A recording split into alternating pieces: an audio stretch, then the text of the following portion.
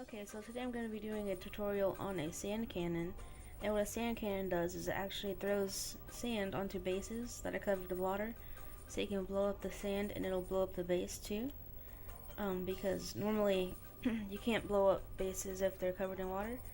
Like if I was to have flint and steel and I just randomly put TNT on there, if it landed on there and it blew up, it's not going to do anything. I've seen a few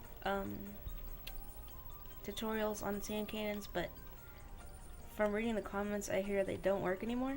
So I was messing around with the redstone in my test world, and I think this is pretty good. It lands exactly in the same spot all the time, so you can just stack the sand. And how it works is actually, if you watch closely to the piston, the sand is in mid-air when it blows up. And that's the only way sand can move, is if it's in mid-air. So the way that this works is it just blows the sand as far as 2 TNT will let it blow. You just put as many TNT as you want, and it'll just launch it to the exact spot every time. And eventually it'll stack up. You can blow this up, and eventually this obsidian next to it, like this, all of these three, will blow up too.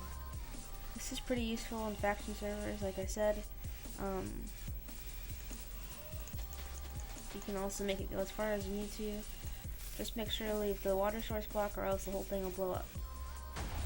So it can go pretty far. And then once you do that, you can just make another cannon, like a real regular cannon. Be sure to put the redstone up here. And I actually haven't tested this, to be honest. The TNT.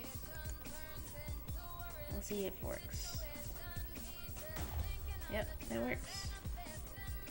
So then at that point, as you see there, the little pause before the sand was removed, and at that point the obsidian was actually exposed, so the TNT did hit it. And on a faction server where it takes a few hits of TNT to blow up obsidian, that would just blow up in a few hits. So yeah, obviously the sand will blow up with the TNT hit, but then you can just redo that. It's pretty easy. You just put the piston back, more redstone, sand, TNT, and then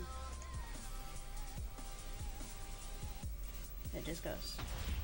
You can just continue stacking it, and it will do the same spot every time.